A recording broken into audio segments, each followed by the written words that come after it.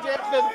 ఇక్కడ మేము మొత్తుకుంటున్నాం సార్, 70 సంవత్సరాల నుంచి బీసీల పార్టీ ప్రభుత్వం అంతో ఇంతో బీసీలకు లబ్ధి చేకూర్చడం కోసం కామారెడ్డిలో డిక్లరేషన్ పెట్టి 42% రిజర్వేషన్ ఇవ్వడానికి ప్రయత్నం చేస్తున్న తరుణంలో కీలకమైనటువంటి 50% స్లాబ్ను ఎత్తివేయాలనేటువంటి ఒక అంశాన్ని తీసుకున్నప్పుడు దయచేసి అధ్యక్ష మా ఆవేదన ఎవరింటారు అధ్యక్ష, మా బీసీల ఆవేదన ఎవరింటారు అధ్యక్ష?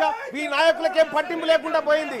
కనీసం మా బాధ వినాలి అధ్యక్ష, ఈ సభ వినాలి, ఈ సభ మా బాధ వినాలి, ఈ సభ మా బాధ అర్థం చేసుకోవాలి. 70 సంవత్సరాల నుంచి మాకు అన్యాయం జరుగుతుంది సార్, స్వాతంత్రం వచ్చినప్పటి నుంచి. కనీసం సార్ ఇక్కడ దాదాపు 634 బీసీలకు అవకాశాలు పోయినాయి సార్ ఇది అమలు కాకముందుకే. సార్ ఇంకొకటి సార్, కాంగ్రెస్ పార్టీ ఇప్పుడు 42% రిజర్వేషన్ ఇవ్వడానికి నిజంగా ఇప్పుడు అమెండ్మెంట్ చేస్తా ఉన్నాం, ఈ బిల్లును సరి చేస్తా ఉన్నాం, స్లాబ్ ఎత్తేస్తా ఉన్నాం కదా, దీనివల్ల కూడా సాధ్యం కాదు సార్. ఇది కూడా కేవలం మేము పని చేసామని చెప్పుకోవడానికి మాత్రమే పనికొస్తుంది తప్ప సార్ దీనికి 2 హార్డిల్స్ ఉన్నాయి సార్. ఒకటి సార్, ఇప్పుడు మనం ఇక్కడ 50% స్లాబ్ ఎత్తేసినప్పటికీ గవర్నర్ గారు ఆమోదం అవసరం సార్, గవర్నర్ గారు సంతకం అవసరం. ఒకవేళ అది దాటినా కూడా మళ్ళీ హైకోర్టు, మళ్ళీ సుప్రీంకోర్టు, మళ్ళీ ఇందిరాసహాని కేసు అడ్డం వస్తుంది సార్. ఇందిరాసహాని కేసు అడ్డం వచ్చినప్పుడు పరిస్థితి మళ్ళా మొదటికి వస్తుంది సార్.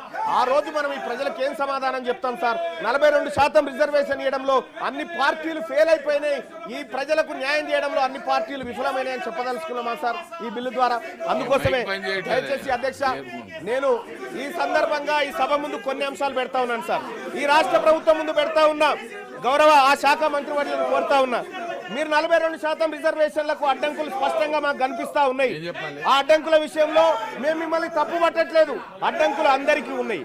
కానీ మీరు ఇవ్వడానికి మీ చేతిలో ఉన్నటువంటి అంశాలు అనేకం ఉన్నాయి. ఇక్కడ మీ చేతిలో ఉన్నటువంటి అంశాలు అనేకం ఉన్నాయి. బీసీ సప్లాన్ తీసుకురావడానికి సుప్రీంకోర్టుతో పంచాయతీ లేదు, మరి కేంద్రంతో పంచాయతీ లేదు. కాబట్టి బీసీ సప్లాన్ విషయంలోనైనా మీరు చర్యలు తీసుకోండి. బీసీలకు కామారెడ్డి డిక్లరేషన్ ప్రకారం ప్లీజ్, ఒకవేళ కాళేశ్వరం విషయంలో మన హౌదులో కూడా చర్చ కావాలన్నప్పుడు నేను తప్పనిసరిగా ప్రభుత్వంతో మాట్లాడతాను, నెక్స్ట్ సెషన్ లో పెట్టమని చెప్తాను. సార్ ఇక్కడ సార్ బీసీ సప్లాన్ విషయంలో సార్ ఈ రాష్ట్ర ప్రభుత్వం తక్షణ నిర్ణయం తీసుకోవచ్చు సార్. చేయదలుచుకుంటే బీసీ సప్లాన్ ప్రతి ఏడాది 20,000 కోట్ల రూపాయలు బీసీల సంక్షేమానికి ఖర్చు పెడతామని కామారెడ్డి డిక్లరేషన్ లో కాంగ్రెస్ పార్టీ చెప్పింది సార్. ఏది 5 ఏళ్ల కాలంలో 1,00,000 కోట్లు బీసీల సంక్షేమానికి ఖర్చు పెడతామని చెప్పినటువంటి కాంగ్రెస్ పార్టీ 2 బడ్జెట్లలో కలిపి కనీసం 20,000 కోట్లను కూడా బడ్జెట్ లో కేటాయించలేకపోయింది సార్. ఇక్కడ వివక్ష కనిపిస్తా ఉంది సార్. ఇది జయంగా కాంగ్రెస్ పార్టీని అడ్డుకోవడానికి ఏ శక్తి లేదు సార్. మేమందరం సపోర్ట్ చేస్తాం సార్ ఈ విషయంలో. అలాగే సార్ ఇంకా ఎంబీసీ కులాలకు సంబంధించినటువంటి సంక్షేమ విషయంలో కూడా ఉన్నత విద్య కోసం 10 లక్షల రూపాయలు పూచీకత్తు లేని వడ్డీలు రుణాలు ఇప్పిస్తామని కాంగ్రెస్ పార్టీ హామీ ఇచ్చింది సార్. ఈ విషయంలో కూడా కాంగ్రెస్ పార్టీ ఏ విధంగా కూడా చిత్తశుద్ధితో పనిచేస్తున్నట్టు కనిపించట్లేదు సార్. అలాగే సార్ అన్ని జిల్లా కేంద్రాల్లో 50 కోట్లతో convention hall, press club, study circle, library, క్యాంటీన్లతో ఉన్న ప్రొఫెసర్ జయశంకర్ బీసీ ఐక్యతా భవనాలు కట్టిస్తామని చెప్పారు సార్. అక్కడ కూడా సార్ వీటిలో ఎక్కడ కూడా ముందడుగు పడలేదు సార్. ఎక్కడైతే హార్డీలు ఉందో అక్కడ పైన ఫోకస్ చేస్తా ఉంది రాష్ట్ర ప్రభుత్వం. కానీ చేయాల్సిన పనుల విషయంలో మాత్రం కొంత నిర్లక్ష్యంగా ఉండడం బాధాకరమైనటువంటి అంశం సార్. ఇంకొకటి సార్, 3 లక్షల కంటే తక్కువ వార్షిక ఆదాయం గల బీసీ కుటుంబాల యువతకు ర్యాంకుతో సంబంధం లేకుండా మొత్తం ఫీజు రియంబర్స్మెంట్ ఇస్తున్నారు సార్. ఇవాళ ఫీజు రియంబర్స్మెంట్ బకాయిలు విపరీతంగా అక్కడ పడి ఉన్నాయి సార్. ఆ ఫీజు రియంబర్స్మెంట్ బకాయిలు ఇస్తే తప్ప బీసీలు టీసీలు కానీ లేకపోతే వాళ్ళ సర్టిఫికెట్లు కాలేజ్ యాజమాన్యాలు ఇవ్వలేని పరిస్థితి ఉంది సార్.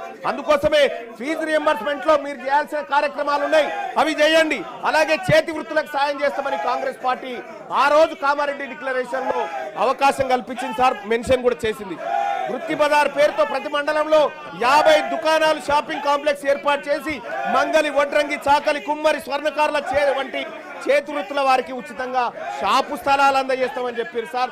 గడిచిన 2 సంవత్సరాలలో ఇప్పటి వరకు ఒక్క షాపు కానీ దయచేసి శ్రవణన్న మీ స్వర్ణకారుల గురించి మాట్లాడుతున్నా, దయచేసి మీరు ఓపికగా ఉండాలా. బీసీ కార్పొరేషన్లు ఫెడరేషన్ల కింద నమోదైన ప్రతి సొసైటీకి ఎన్నికల నిర్వహణ 10 లక్షల ఆర్థిక సాయం అని చెప్పారు సార్. ఇప్పటి వరకు చేయలేదు. నేను అడుగుతా ఉన్నా, గౌరవ మంత్రివర్యులను అడుగుతా ఉన్నా, మీరు అమలు చేయడానికి, మీరు ఇవ్వడానికి సిద్ధంగా ఉన్న అంశాలు అనేకం ఉన్నాయి ఇక్కడ. వీటిని చిత్తశుద్ధితో అమలు చేయండి. 42% రిజర్వేషన్ విషయంలో మీరు పోరాడుతున్నటువంటి విధానంలో కానీ, లేకపోతే కేంద్ర ప్రభుత్వం సృష్టిస్తున్న అడ్డంకుల విషయంలో కానీ మేము మీకు అండగా నిలబడతాం. కానీ మీరు కామారెడ్డి డిక్లరేషన్ లో ఇచ్చిన ప్రతి అంశాన్ని అమలు చేయడంలో మీ చిత్తశుద్ధి సరిగా లేదని నాకు అర్థమవుతా ఉంది. అలాగే అధ్యక్ష, ఇక్కడ మంత్రివర్గాల విషయంలో మా బీసీలకు ఇంకా మంత్రివర్గాలు పెరగాలన్నటువంటి అవసరం ఉంది అధ్యక్ష. మా బీసీలకు మంత్రులు పెరగాలి, మా బీసీలకు అవకాశాలు పెరగాలి, మా బీసీ సర్పంచ్లకు, మా బీసీ ఎంపీటీసీలకు, మా బీసీ జెడ్పీటీసీలకు అందరికి కూడా అవకాశాలు మెరుగుపడాలి అధ్యక్ష. Don't come to this please. మీకు మైక్ ఉంది, మీకు మైక్ ఉంది, అక్కడ వెళ్ళండి ప్లీజ్. మీ మైక్ మీ సీట్లో కూర్చొని మాట్లాడండి ప్లీజ్. అక్కడ వెళ్ళండి please.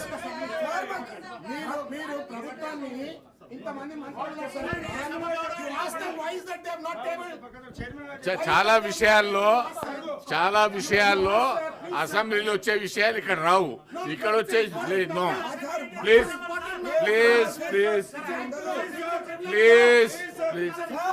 Madhu, please go and sit there. Go to your seat please. మీ సీట్లలో వెళ్ళండి ప్లీజ్. బీసీ బిల్ మీద మాట్లాడండి, అవకాశం ఇస్తాను ప్లీజ్. కంప్లీట్ యువర్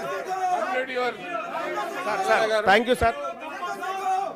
సార్, ఇవాళ ఈ రాష్ట్ర ప్రభుత్వం తీసుకొస్తున్నటువంటి సవరణ ద్వారా అధ్యక్ష, గతంలో కేసీఆర్ ప్రభుత్వం తీసుకొచ్చినటువంటి ఈ 50% ఏదైతే 34% చేయాలన్న వాళ్ళ ప్రయత్నాన్ని అడ్డుకున్నారు సార్ ఆ రోజు హైకోర్టులో. ఇప్పుడు మళ్ళొక్కసారి అడ్డుకోరన్న గ్యారంటీ ఏమైనా ఉందా? ఈసారి చేసేటువంటి అమెండ్మెంట్ కూడా ఖచ్చితంగా అడ్డుకుంటారు వాళ్ళు. అడ్డుకున్నప్పుడు మేము ఎవరి మొహం చూడాలి? మా బీసీలు ఎటువైపు చూడాలి సార్? అప్పుడు మాకు ఎట్టి పరిస్థితిలో ఇది ముందుకు పోతదనేటువంటి ఆలోచన లేదు. మీ కళ్ళ ముందున్నటువంటి అన్ని అంశాల్లో బీసీ డిక్లరేషన్ ని ఉన్నది ఉన్నట్టుగా ఈ 42% మీరు సాధ్యమైనంత వరకు మీ ప్రయత్నం చేస్తూనే మిగతా అంశాల మీద ఫోకస్ పెట్టాల్సిందిగా ఈ రాష్ట్ర ప్రభుత్వాన్ని కోరుతా ఉన్నాం సార్. అలాగే ఇదే బీసీలకు సంబంధించినటువంటి విషయంలో ముదిరాజులను అధ్యక్ష, ఇదే కామారెడ్డి డిక్లరేషన్ లో మా ముదిరాజ్ సోదరులను జీవోఎంఎస్ నెంబర్ 19/2/2009 పునరుద్ధరణ చేస్తామని చెప్పి కాంగ్రెస్ పార్టీ హామీ ఇచ్చింది అధ్యక్ష. ఇందులో బీసీడీలో ఉన్నటువంటి ఈ తెలంగాణ రాష్ట్రంలో అత్యధిక జనాభా కలిగినటువంటి ఈ బీసీ బిడ్డలను, ఈ ముదిరాజ్ బిడ్డలను బీసీడీ నుంచి బీసీఏలోకి అధ్యక్ష మా ఇంకో అరల నుంచి ఇంకో అరలకు వస్తాంటారు తప్ప వాళ్ళు ఇంకో దాంట్లో పోయి గుంజుకుంటామని చెప్తలేరు అధ్యక్ష. ఈ ఇచ్చిన హామీ ఎందుకు అమలు చేస్తలేరు అధ్యక్ష? ఇది సుప్రీంకోర్టు అడ్డం పడతా ఉందా? దీనికి ఏమైనా పార్లమెంట్ అడ్డం పడతా ఉందా? దీనికి ఏమైనా కోర్టులు అడ్డం పడతా ఉన్నాయా? రాజకీయ పరమైనటువంటి నిర్ణయాన్ని కాంగ్రెస్ పార్టీ తీసుకొని ఇది చేయొచ్చు అధ్యక్ష. ఇది చేయకుండా ఇది అట్లే పెట్టింది. గంగపుత్రుల విషయంలో కూడా ఇదే పరిస్థితి అధ్యక్ష. ఇవాళ గీత కార్మికులకు మనము వైన్ షాప్లలో రిజర్వేషన్ అని చెప్పి చెప్తా ఉన్నాం అధ్యక్ష. ప్రైవేట్ యూనివర్సిటీలు పెట్టే కాడ మా గీత కార్మిక, మా గౌడ సోదరులకు అవకాశాలు కల్పించండి. ప్రైవేట్ కాంట్రాక్ట్ల దగ్గర అధ్యక్ష 42% రిజర్వేషన్ కాంట్రాక్ట్లు ఇచ్చే కాడ ఈ బీసీలకు ఇవ్వంగా ఏ చట్టం అడ్డుకునే పరిస్థితి లేదు అధ్యక్ష. మీరు వాళ్ళని పైకి తీసుకురావడానికి మీ కళ్ళ ముందు అనేకమైనటువంటి అంశాలు ఉన్నప్పటికీ కూడా ఇది చేయకుండా ఇవాళ కాంగ్రెస్ పార్టీ కేవలం 42% బీసీ రిజర్వేషన్ పేరుతోనే మమ్మల్ని తిప్పడం ద్వారా లాభం ఏముండదు అధ్యక్ష. మీరు చేయాల్సిన ప్రయత్నం చేస్తూనే ఇచ్చిన హామీలను నెరవేర్చాల్సినటువంటి అవసరం ఉంది అధ్యక్ష. మత్స్యకారుల హక్కులకు సంబంధించి మత్స్య సామాజిక వర్గాల మధ్య పెండింగ్ లో ఉన్న సమస్యలు పరిష్కరించేందుకు త్వరితగతిన ప్రయత్నం చేస్తామన్నారు అధ్యక్ష. అదెటుపోయిందో అయితే గొర్రెల స్కీమ్ ను కాంగ్రెస్ పార్టీ ప్రభుత్వం ఏర్పడ్డ తర్వాత 100 రోజుల్లోనే 2వ విడత గొర్రెలు పంపిణీ చేస్తామన్నారు అధ్యక్ష. 2వ విడత గొర్రెల పంపిణీ కార్యక్రమం ఎటుపోయిందో కానీ ఇక్కడ మొదటి విడత గొర్రెల పంపిణీ కార్యక్రమంలో దోషులైనటువంటి వాళ్ళని ఇవాళ ప్రజాక్షేత్రంలో దోషులుగా నిలబెట్టలేకపోయింది. ఈ విషయంలో కాంగ్రెస్ పార్టీ కొంత ఇబ్బందికరమైనటువంటి పరిస్థితుల్ని సృష్టిస్తా ఉంది అధ్యక్ష. ఇక అలాగే వైన్స్ రిజర్వేషన్లు అధ్యక్ష, వైన్స్ ల విషయంలో 15% ఉండే గౌడ్లకు రిజర్వేషన్లు 25% పెంచుతామని చెప్పింది సార్ కామారెడ్డి డిక్లరేషన్ లో. కానీ ఇప్పటి వరకు పెంచిన దాఖలాలు లేవు సార్. మొన్న ఏదో నోటిఫికేషన్ కూడా ఇచ్చినట్టు ఉన్నారు. అలాగే జనగామ జిల్లాకు సర్దార్ సర్వాయి పాపన్న పేరు పెడతామని కాంగ్రెస్ పార్టీ పేజ్ నెంబర్ 18 తన ఎన్నికల మేనిఫెస్టోలో చెప్పింది సార్. ఇప్పటికీ దానిపైన చర్చ లేదు, దానిపైన ఎలాంటి నిర్ణయం తీసుకోలేదు అధ్యక్ష. అనేక మంది ఇప్పటికే ధర్నాలు అలాగే ఆందోళన వ్యక్తం చేస్తా ఉన్నారు కాంగ్రెస్ పార్టీ ఈ నిర్ణయాన్ని తీసుకోవాలని చెప్పి. అలాగే మున్నూరు కాపుల విషయంలో కూడా అధ్యక్ష మొట్టమొదటిసారిగా మంత్రివర్గంలో ఒక మున్నూరు కాపు బిడ్డ కూడా మంత్రిగా లేకుండా పోయింది అధ్యక్ష. అలాగే మున్నూరు కాపు కార్పొరేషన్ ఏర్పాటు చేసి యువ పారిశ్రామికవేత్తలను ప్రోత్సహించేందుకు సబ్సిడీ రుణాలు పంపిణీ చేస్తామని చెప్పారు అధ్యక్ష. అది కూడా ఇప్పటి వరకు అతిగతి లేకుండా పోయింది అధ్యక్ష. పద్మశాలి బిడ్డలకు జగిత్యాల, నారాయణపేట, భువనగిరిలో మెగా పవర్ క్లస్టర్లు ఏర్పాటు చేస్తామని చెప్పారు అధ్యక్ష. పద్మశాలిలకు పవర్ లూమ్స్ పరికరాలపైన 90% సబ్సిడీ అని చెప్పారు అధ్యక్ష. ఎటుపోయినాయి అధ్యక్ష? ఈ కామారెడ్డి డిక్లరేషన్ లో కేవలం 42% స్థానిక సంస్థల రిజర్వేషన్లు కాదు అధ్యక్ష. సార్ ఇక్కడ 42% రిజర్వేషన్ కాదు అధ్యక్ష, అనేకమైనటువంటి అంశాలు ఈ బీసీ డిక్లరేషన్ లో ఉన్నాయి. కేవలం 42% రిజర్వేషన్ అనే కాదు, మీరు చేయగలిగినటువంటి అన్ని ఉన్నాయి ఇందులో. మరీ ముఖ్యంగా అధ్యక్ష విశ్వకర్మలకు సంబంధించినటువంటి అధ్యక్ష మంగళి, స్వర్ణకారులు, కమ్మరి, వడ్రంగులు, కుమ్మరులను 90% సబ్సిడీతో టూల్ కిట్లు ఇస్తామని చెప్పారు అధ్యక్ష. ఆ కార్యక్రమం చేయడంగా ఎవరు అడ్డుకుంటారు అధ్యక్ష? అక్కడ ఏం పార్లమెంటే వద్దంటలేదు, సుప్రీంకోర్టులు ఏం అడ్డుకుంటలేవు అధ్యక్ష. పట్టణ ప్రాంతాల్లో షాపుల ఏర్పాటు భూమి కేటాయిస్తామని చెప్పారు అధ్యక్ష. ఆ భూమి కూడా ఇప్పటిదాకా దాని మీద పరిశీలన కాదు కదా, కనీసం పట్టించుకున్న పాపాన పోలేదు అధ్యక్ష. మా రజక సోదరులకు, రజక యువతకు పట్టణాల్లో ల్యాండ్ రోమెంట్స్ ఏర్పాటు చేసేందుకు 10 లక్షలు ఇస్తామని చెప్పారు అధ్యక్ష. తక్షణమే ఈ ప్రభుత్వం ఇవన్నీ చేపట్టాలని డిమాండ్ చేస్తా ఉన్నాం అధ్యక్ష. అలాగే రాష్ట్ర వ్యాప్తంగా దోబిఘాట్లు ఆధునీకరణ కోసం ప్రతి జిల్లాకు 10 కోట్లు కేటాయిస్తామని చెప్పారు అధ్యక్ష. అధ్యక్ష నేను ఈ సభ ద్వారా ఈ తెలంగాణ రాష్ట్రంలో ఉన్నటువంటి బీసీ బిడ్డల తరఫున మాట్లాడుతా ఉన్నా అధ్యక్ష. కాంగ్రెస్ పార్టీ చేయడానికి ఎలాంటి అడ్డంకి లేనటువంటి అంశాలు ఈ మేనిఫెస్టోలో చాలా ఉన్నాయి. వీటిని నెరవేర్చాల్సిందిగా ఇక్కడ ఉన్నటువంటి రాష్ట్ర ప్రభుత్వాన్ని డిమాండ్ చేస్తా ఉన్నా. మా ఆకలి, మా బాధ, మా గోస ఈ సభ ముందు పెట్టుకునేటువంటి సందర్భంలో ఈ రాష్ట్ర ప్రభుత్వం నుంచి మేము ఎక్స్పెక్ట్ చేస్తుంది అధ్యక్ష, కేవలం 42% మాత్రమే అడ్డంకి ఉంది. మీరు ఇంప్లిమెంట్ చేయడానికి ఏ అంశానికి కూడా అడ్డంకులు లేవు. వీటిని అమలు చేయండి.